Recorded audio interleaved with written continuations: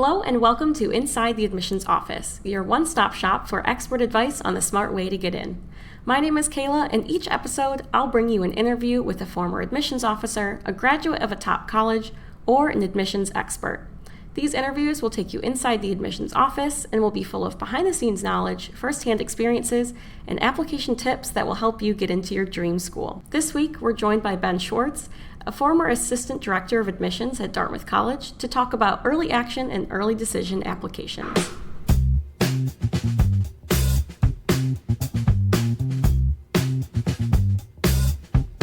Hi, Ben. Thank you for joining us today. Hi, good to be with you. So, Ben, you are a former assistant director of admissions from Dartmouth College. So you have lots of admissions experience and have seen lots of different applications. So right now we are coming up on early application or early action and early decision time. So just for listeners who might be interested in applying early to colleges, can you go over the difference between early action and early decision applications?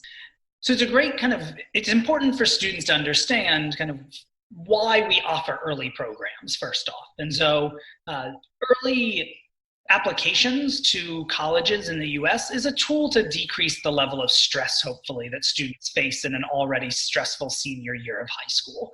And the notion is that if you've done your research and you know where you want to apply, with a stronger sense of clarity and excitement earlier on, then as colleges, we want to be able to get you a decision earlier on so that you can feel good, hopefully, that you have one place, at least in the early process, that you can attend.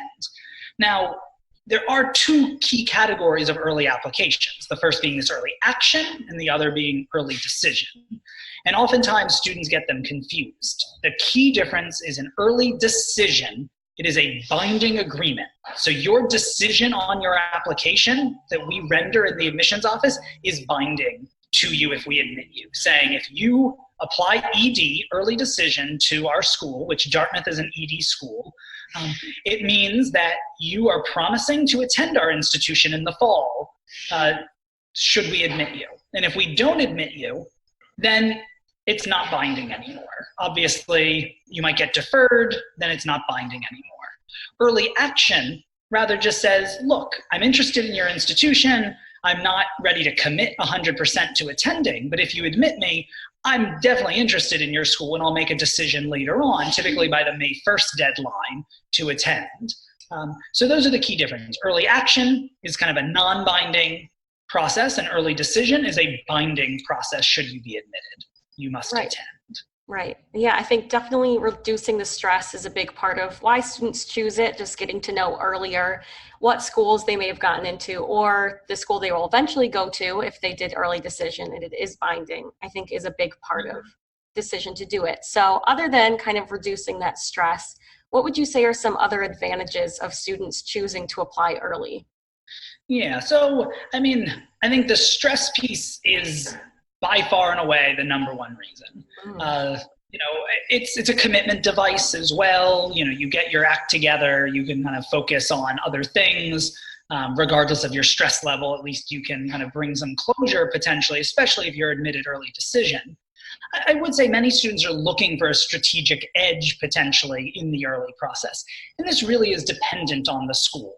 But I think, just psychologically speaking, fewer people apply early. And this means that out of a smaller pool, it's easier to be the big fish in a smaller pond. Mm-hmm. And so in that regard, there could be some small to bigger impacts in terms of your chances of acceptance. But it really is dependent on the institution, how they handle early applications. If an institution is really trying to build a backbone of their class in early, then they might admit a fair percentage of their first year class through the early program.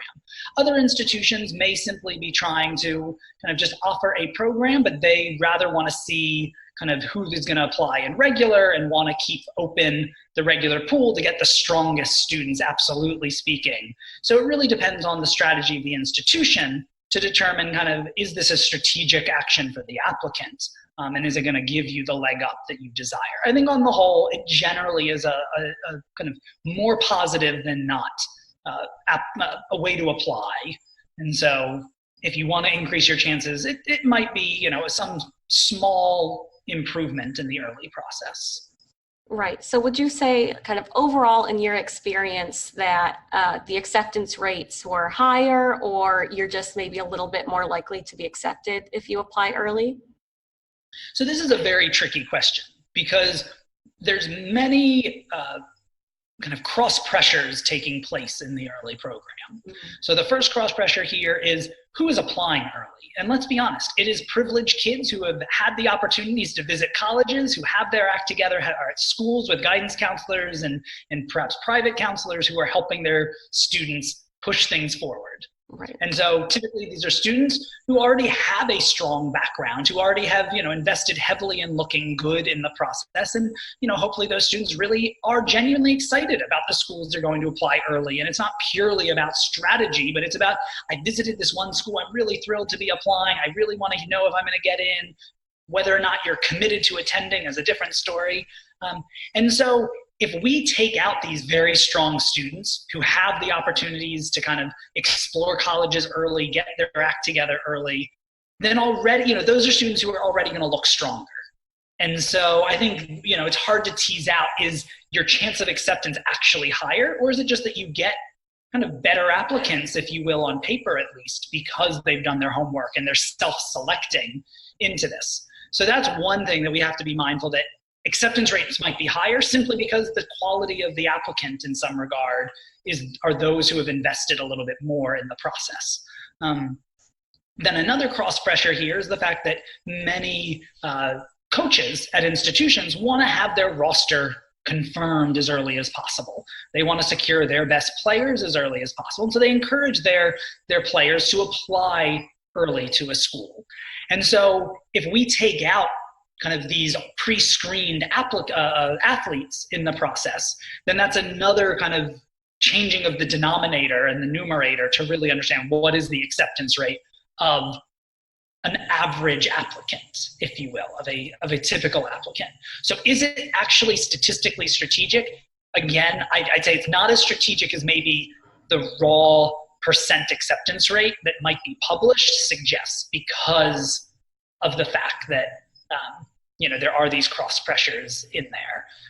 Some schools with early decision, that you can easily calculate that, because kind of they might publish how many students attend from early or enroll from early, as well as you can back into a lot of information using some of these at least early decision numbers to understand yield and the like, and begin to understand just how strong these applicants are or aren't.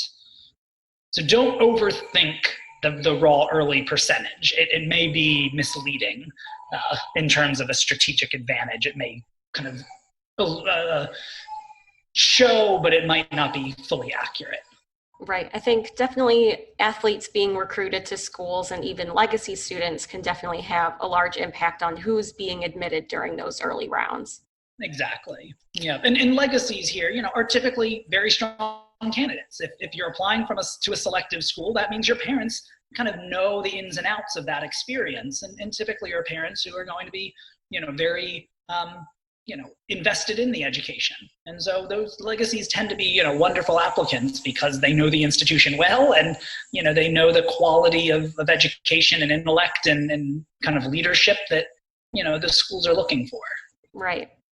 So you mentioned there kind of students using early applications as maybe strategy or trying to have kind of a strategic edge in getting into schools. And I think it's common for a lot of students to apply early to a school that they maybe really want to go to, but they know that they don't have as great of a chance getting in as regular decision. Maybe it's a bit of a reach school.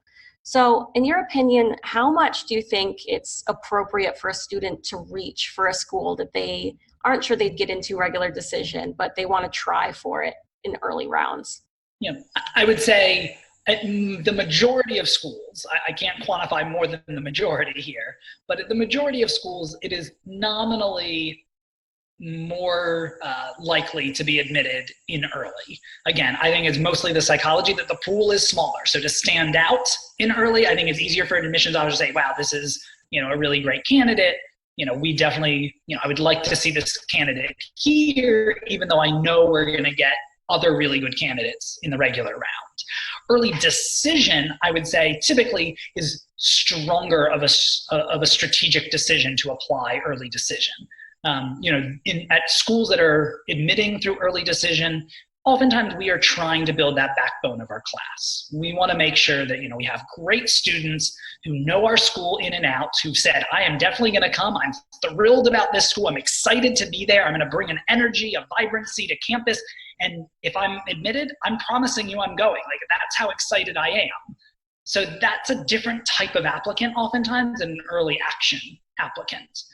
And so I think because there is a tangible difference in that applicant, just in terms of that excitement about a school and the commitment they're willing to show us, that in and of itself, I think we're more likely to want to admit students like that as a, if you will, a plus factor to some just really back burner psychological thing happening as we read an application, just saying, I know this kid's going to come, so I'd love to admit this student, before they might get admitted to another great school.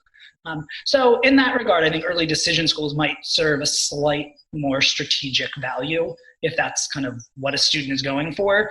If you're not really committed to a school, don't apply early decision there. Like, this is not a strategy of like, I'll go anywhere so long as it's a good name school. I mean, that's definitely not true. And a school like Dartmouth is distinctive in many ways. And so from my experience, if it's not right for you, that's something else we're going to consider in that decision that we render on any applicant. Like, is this a good fit?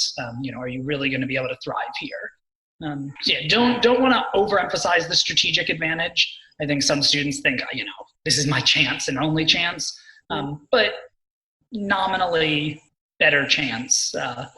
But if we remove all those other data points of athletes and, well-prepared students or overly prepared students, then, it might be some small increment improvement. Right. So you mentioned there also admissions officers trying to kind of build the backbone of their class and being excited about students who really want to go to that school. They are committing to that school by applying. So admissions officers are often very concerned about something called yield. So could you kind of explain yield and its relationship between with early decision applications? Yep. I think the numbers that we talk about in enrollment at universities, are really important. So, we talk about the acceptance rate. So we have the number of applicants as your denominator, and then the number of students that we admit. But the reality is that not everyone that we admit actually attends. And so the acceptance rate is just one measure kind of how many students want to apply and how many we're willing to admit. But we actually need to know, what is our yield? So yield is going to be the number of students who say, yes, I'm attending, divided by the number of students we admit. So it's the percent of students who say yes to us, instead of the percent of students that we say yes to as the acceptance rate. And so yield is really, important, and especially for schools that, may be struggling a little bit with enrollment. And so concern about yield is, can be tremendous. The highly selective schools, yield is not much of an issue. And we kind of know pretty precisely what our yield is going to be within a few percentage points, which too many percentage points high means we might not have enough beds for all the students. A few percentage points too low of yield may mean we need to take students off the wait list. So there are mechanisms to manage yield already.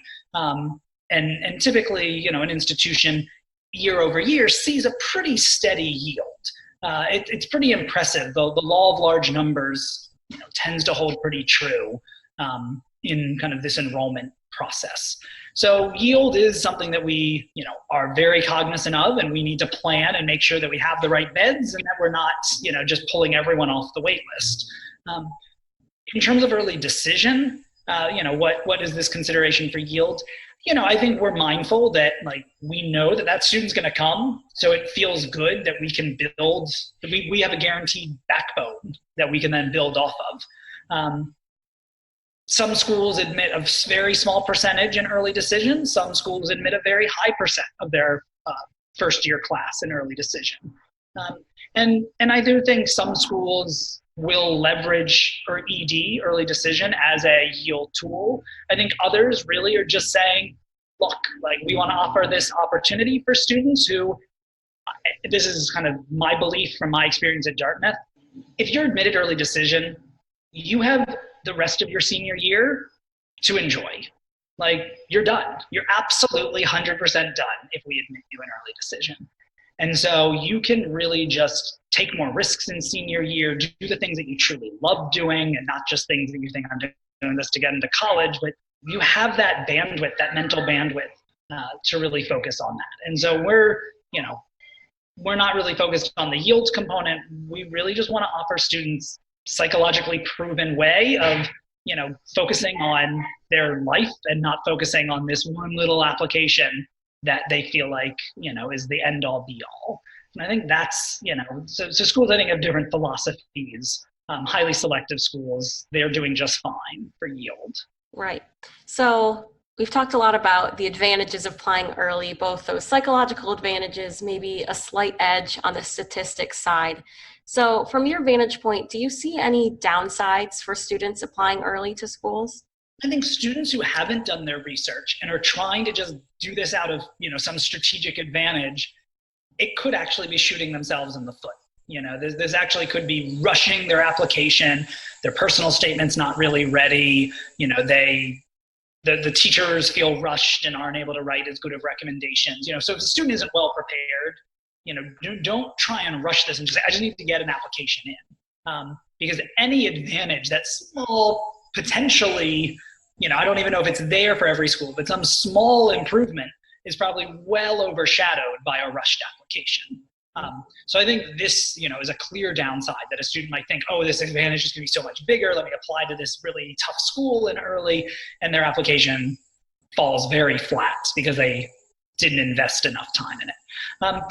Other downsides, that's, none that really come to mind, frankly, in this, I think, obviously if you harm your relationships with your teachers because you're rushing them or this or that, that can be a downside.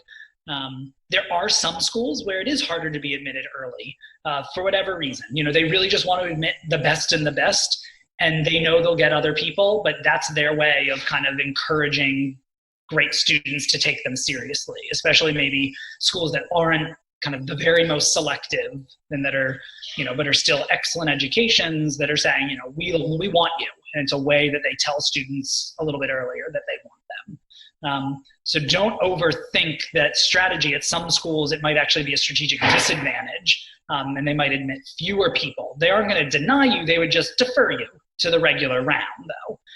So it's not like you're going to be denied at a higher frequency in early. You might just not get the news that you're hoping for in early. Right. So speaking of maybe being deferred from your early school or even rejected, so what happens for a student and what are kind of their options if they are rejected or deferred from their early decision school? Yeah, great question. So you have early decision versus early action, but in early, if you're applying early to a school and you are denied admission, then that is the end of the process for that year for our institution. That's that. There's really no appeals process or anything like that. If you wish to apply the following year, either as a transfer or as a first year and you take a gap year, there are students who do that, very few. So I'm not encouraging anyone to do that, but there are students who, will just reapply if they're totally denied, especially if it's an early decision school. So thus that is their top choice. And so they want to see if they can get in the future. But we're talking maybe 1 or 2 students a year might choose that gap year process or transfer process. So you might be denied, you might be deferred as well. And so deferred says, look, we really like you. We don't defer you just willy-nilly. We say, we think you're a competitive applicant. We're just not ready to say yes yet, because we do need to make sure there's enough space in our class for all those other great applicants as well in the regular round. And so given that, we defer a fair number of students in this process. The chance of being admitted off of the deferred list very much depends on the school. And so, some schools may really look seriously at the deferred list. Some may just be admitting a few students from the deferred list. because the regular pool tends to be very, very strong as well.